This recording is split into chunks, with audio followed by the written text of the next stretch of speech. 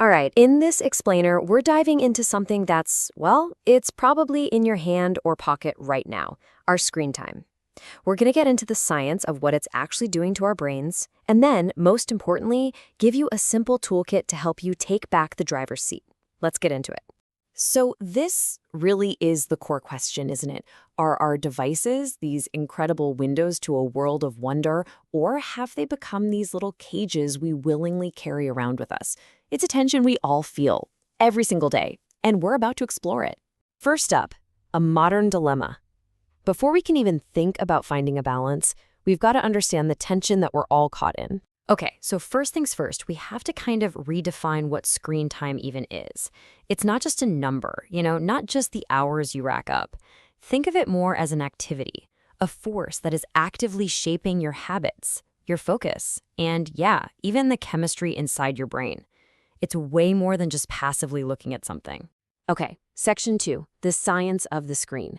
So what is actually happening in our brains when we're staring at that glowing rectangle?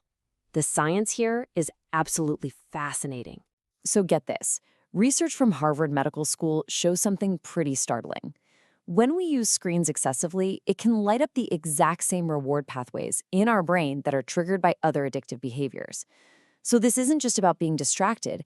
It's about a constant stream of stimulation that can physically mess with our ability to focus and remember things. And look, this isn't just some abstract theory in a lab. In India, as reported by the Times of India, it's being called a silent crisis. All that late-night scrolling through videos and social media is having a direct and really negative impact on how well students can concentrate and perform in school. So what happens if we just flip the switch? A big study in BMC Medicine looked at this, and when people cut back their screen time for just 3 weeks, the results were, well, they were dramatic. Stress levels dropped. Sleep quality got better, and their general sense of well-being shot up.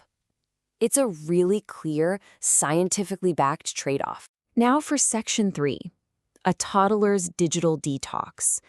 The data is one thing. It's compelling for sure. But the human side of this, that can be even more powerful. Let's look at what happened in one family that went all in on a digital detox. Just listen to this quote from a mother featured in The Sun. She decided to completely cut out screens for her 3-year-old daughter. The change was incredible. She said her daughter became more loving, the terrible tantrums pretty much vanished, and she started playing on her own more creatively.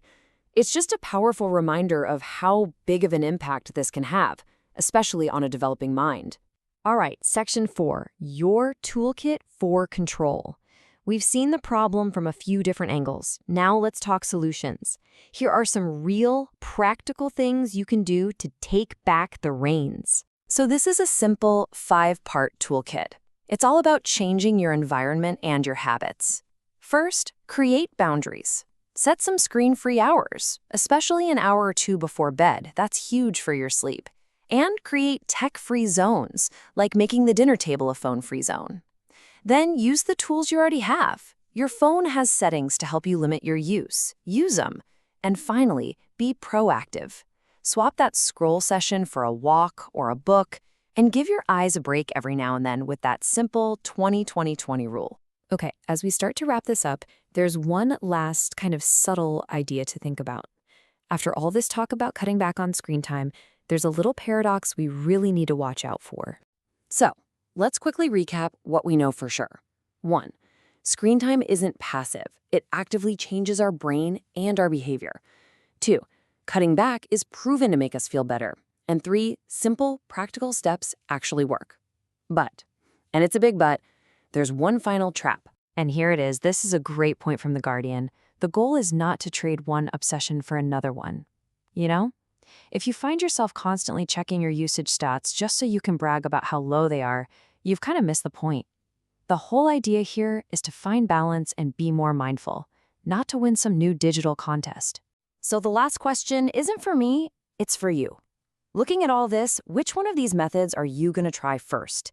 Maybe it's a tech-free dinner, maybe it's setting an app timer. Whatever it is, just remember that taking that one small step, that is the most powerful move you can make. Thanks for tuning in.